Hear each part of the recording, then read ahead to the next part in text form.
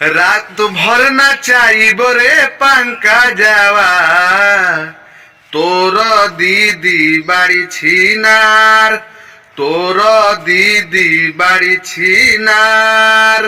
तू ना पंकजवा साला मनबे देव तोरा माई के गरियाई, देव तोर माई के गरियाई।